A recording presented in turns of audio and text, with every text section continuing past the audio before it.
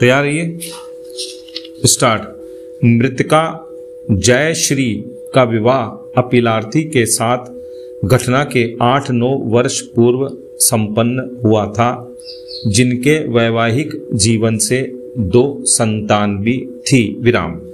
दिनांक 23 मार्च 2003 की रात अपीलार्थी अपनी पत्नी मृतका के साथ अपने कमरे में सोने चला गया। विराम।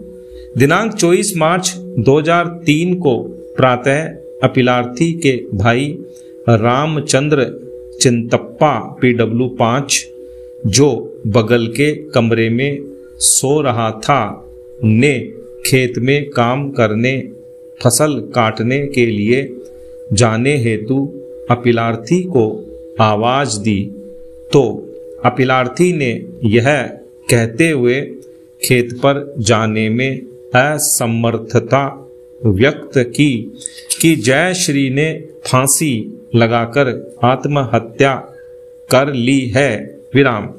रामचंद्र चिंतप्पा ने अपने पड़ोसी रामचंद्र शेखर PW 4 को घटना के बारे में सूचित किया। विराम।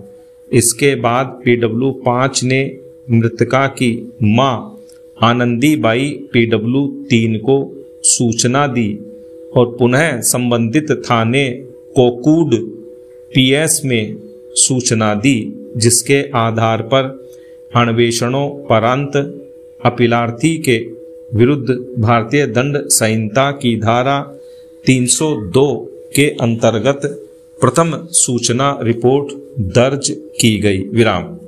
प्राथमिक जांच में मृतका की मृत्यु का कारण गला घोंटने के कारण दम घुटना पाया गया। विराम। न्यायिक मजिस्ट्रेट प्रथम श्रेणी ने आरोप पत्र के साथ मामले को सत्र न्यायालय को सुपुर्द कर दिया। विराम।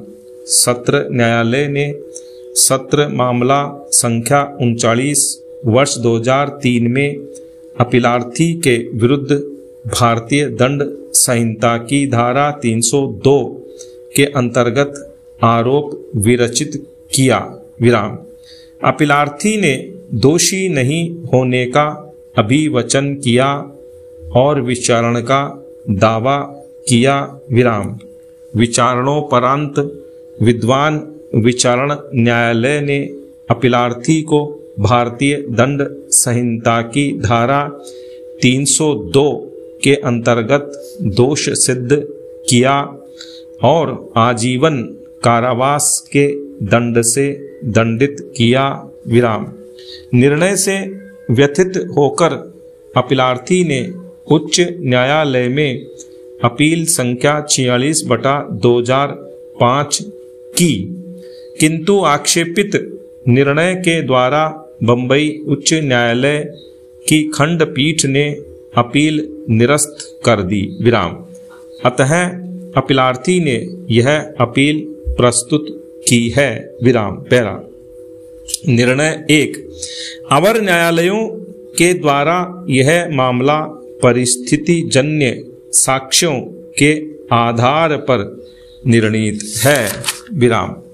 परिस्थिति जन्य साक्ष्यों के आधार पर दोष सिद्ध से संबंधित विधि को इस न्यायालय ने शरद विरधि चंद शारदा बनाम महाराष्ट्र राज्य 1984 4 SCC 116 के मामले में प्रारूपित किया है, जिन्हें निम्नवत अवलोकित किया देखा जा सकता है। पैरा।